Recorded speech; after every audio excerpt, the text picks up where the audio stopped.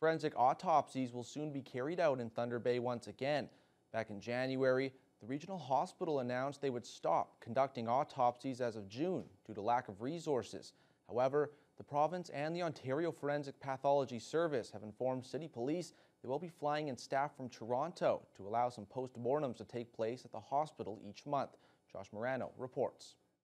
The Thunder Bay Police Board announced during their meeting on Tuesday that they are working with the Provincial Forensic Pathology Unit in Toronto to conduct some autopsies in Thunder Bay. Board Administrator Malcolm Mercer provided the update that the agency will introduce a mobile team strategy, sending staff to conduct some non-complex autopsies for 5 days per month.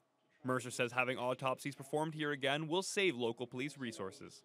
It's necessary for an officer to accompany the body, and that can add some real expense, as you've heard from the Deputy Chief, to send officers who may have to spend days in Toronto, if I can say it bluntly, hanging around waiting for the autopsy to happen. All complex autopsies, including homicide, criminally suspicious, special investigations unit, and pediatric cases, will continue to go to the pathology unit in Toronto. City Police Chief Darcy Fleury says this is a big step forward, not only for police resources, but also for families who are waiting for a loved one to come home.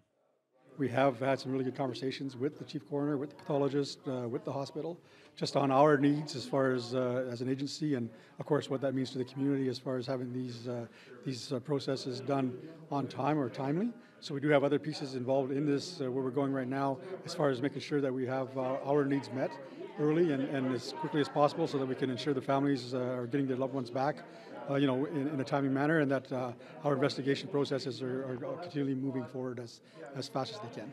As the Chief Coroner and the Chief Forensic Pathologist described it, we're talking about complex autopsies that need the specialized facilities and specialized pathologists.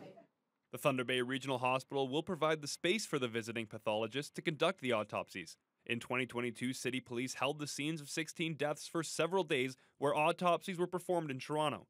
14 of those also had an officer accompany the body at a total cost to the police force of over $300,000. Josh Morano, TBT News.